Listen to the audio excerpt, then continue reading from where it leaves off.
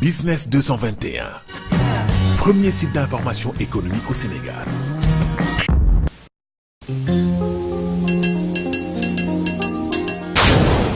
Nous tous nous connaissons les difficultés que rencontrent les entreprises sénégalaises depuis un bon moment.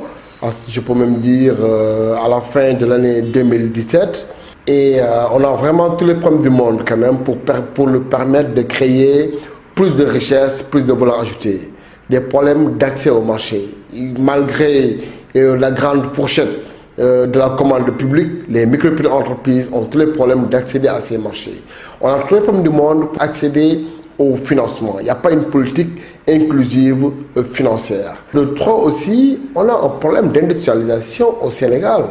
Et ce qui touche l'industrialisation touche aussi tout ce qui est la transformation et le développement des entreprises rurales. Ce qui pose un grand problème que rencontrent les micro et les petites entreprises sénégalaises. C'est la raison pour laquelle je pense bien, si l'État ne prend pas les décisions idoines, tous les entrepreneurs risquent de s'inscrire à la bourse de sécurité familiale.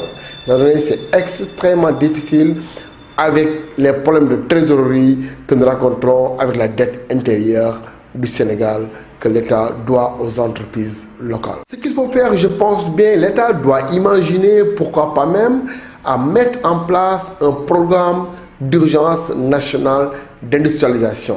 Qu'est-ce que cela veut dire? Parce que je trouve que c'est un peu paradoxal que le Sénégal, on a atteint tous les records dans le cadre de la production céréalière pour beaucoup de produits. Et au niveau du Nord, on a un problème d'insécurité. C'est pas possible. Pour la seule raison qu'il n'y a pas d'unité de transformation permettant de transformer toute la production nationale. L'État doit mettre en place un programme d'urgence nationale d'industrialisation.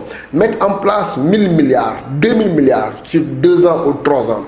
Qui permettra de mettre en place des clés à main sur tous les produits dont le Sénégal est record. Et on a besoin de développer ça, on a besoin que l'État mette en place tout un arsenal de leviers financiers permettant aux micro et petites entreprises d'accéder au financement, mais aussi d'accéder au marché. En faisant quoi? En faisant des procédures adéquates à l'environnement des affaires, à la structuration, à l'informalisation des entreprises sénégalaises. Il le faut impérativement. Sinon, qu'est-ce qui va se passer?